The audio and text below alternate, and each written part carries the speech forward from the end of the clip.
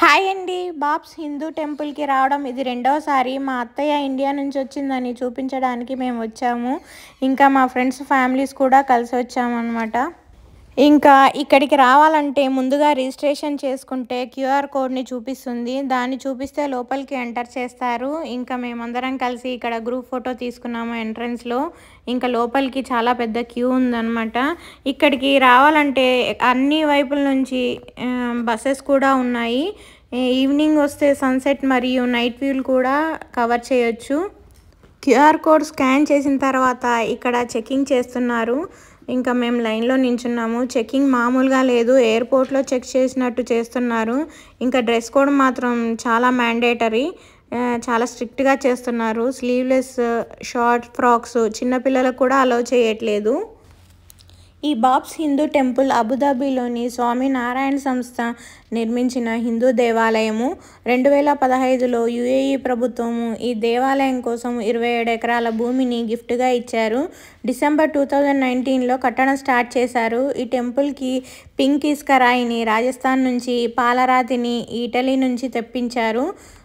ఇక్కడ ఎంత వేడిగా ఉన్నా ఈ స్టోన్ చల్లగా ఉంటుంది. అదే ఈ పింక్ స్టోన్ స్పెషాలిటీ. 2024 ఫిబ్రవరి 14న మన ప్రధానమంత్రి నరేంద్ర మోడీ గారు ప్రారంభోత్సవం చేశారు. ఈ మందిరము అన్ని మతాల యూనిటీకి ఒక సింబల్. ఇంకా యుఏఈ మరియు భారత్ల మధ్య ఉన్న ఫ్రెండ్షిప్ని సూచిస్తుంది. ఈ కట్టడం చూస్తుంటే కళ్ళు చెదిరిపోతాయి, అంత బాగుంటుంది ప్లెజెంట్గా. ఇంకా ఇక్కడ ఫుడ్ కోర్ట్స్, వాష్రూమ్స్, పిల్లలకి ప్లే ఏరియా అవి కూడా ఉన్నాయి. ఇంకా చెప్పుల స్టాండ్ చూస్తే ఇదైతే అసలు అదొక హాల్ లాగా ఎంత నీట్గా ఉందంటే చూడండి, మీకే అర్థమవుతుంది. ఇది ఒక చెప్పుల స్టాండ్స్ అన్నమాట. ఇవి ఇక్కడ పెట్టుకొని వెళ్ళాలి చెప్పులు.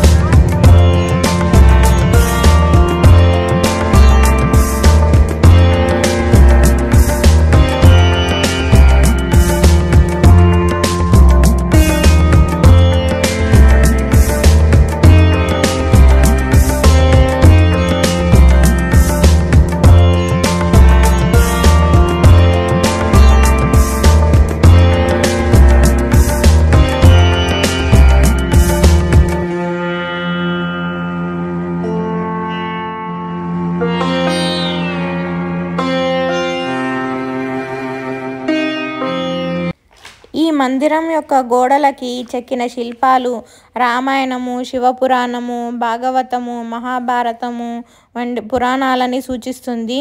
ఇదొక విజిటింగ్ ప్లేస్. దుబాయ్ చూడడానికి వచ్చిన వాళ్ళు ఖచ్చితంగా ఇది చూడాల్సిన ప్లేస్. దుబాయ్ అట్రాక్షన్స్లో ఇదొకటి. ఇక్కడ వాటర్ని కూడా త్రివేణి సంగమం నుంచి నీళ్ళని తీసుకొచ్చి కలిపారు. అన్ని దేవతా విగ్రహాలు ఉన్నాయి ఇక్కడ, అన్నీ మనం చూడొచ్చు. కానీ లోపల వీడియో తీయనీరు, అందుకనే పెట్టలేదు. ఇంకా గంగా ఆరతి ఉంటుంది 6:45కి ఈవినింగ్. ఇంకా 7:30కి కూడా ఉంటుంది. అచ్చం వారణాసిలో చేసినట్టుగా చేస్తారు. అందరూ దీపాలతో ఆరతి ఇచ్చేసి ఇక్కడ నీళ్ళల్లో ఎలక్ట్రిక్ దీపాలని వదులుతారు.